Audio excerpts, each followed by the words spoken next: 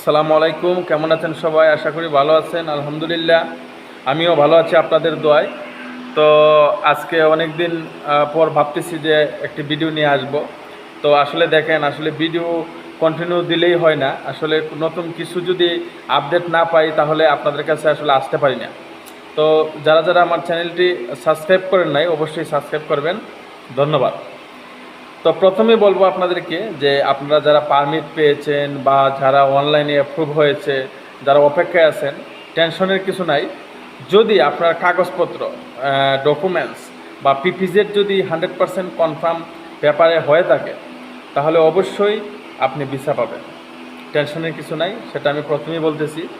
আর সবচেয়ে বড় বিষয় সেটা হলো আপনাকে অবশ্যই একটা সার্টিফিকেট অর্জন করতে হবে। আর না হয় আপনি নকল করে কোথাও থেকে একটা সার্টিফিকেট তৈরি করতে হবে। বর্তমানে আপনি যে কাজের উপরে যাচ্ছেন ওই কাজের উপরে একটা সার্টিফিকেট তৈরি করবেন। আর না হয় আপনি এসএসসি পাস অবশ্যই হতে হবে।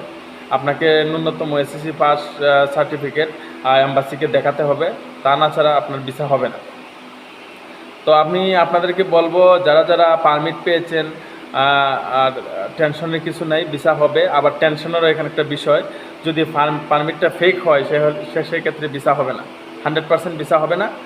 ভিসা দিচ্ছে সার্বিয়া, এটা 100%। আবার ফেক ডকুমেন্টসের কারণে আবার রিজেক্টও হচ্ছে, সেটার রেশিও অনেক বেশি। তো আমি আপনাদেরকে বলবো আপনারা যদি স্কিল হয়ে আপনারা একটা সার্টিফিকেট অর্জন করতে পারেন তাহলে আপনাদের ভিসার রেশিওটা অনেক বেড়ে যাবে।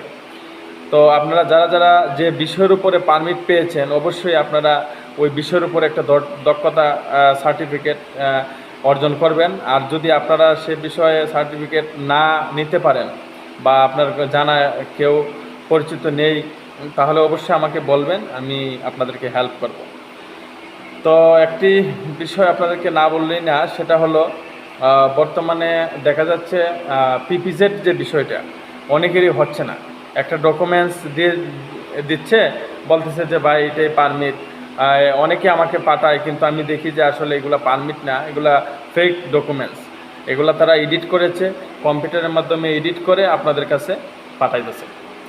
তো সেদিকে আপনারা অবশ্যই লক্ষ্য রাখবেন। আর কোনো বিষয়, কোনো পারমিটের বিষয় যদি আপনাদের জানার থাকে অবশ্যই আমাকে হোয়াটসঅ্যাপ নাম্বারে নক করবেন, ঠিক আছে? তো আমি আবারও বলি, আপনারা যার মাধ্যমে কাগজ প্রসেস করতেছেন অবশ্যই সতর্ক হন, টাকা পয়সার বিষয়ে সতর্ক হন। যে কোনো পরামর্শ যদি আপনাদের প্রয়োজন হয় আপনারা আমার সাথে নক করবেন, অবশ্যই আপনাদেরকে আমি হেল্প করব। ধন্যবাদ। আসসালামু আলাইকুম।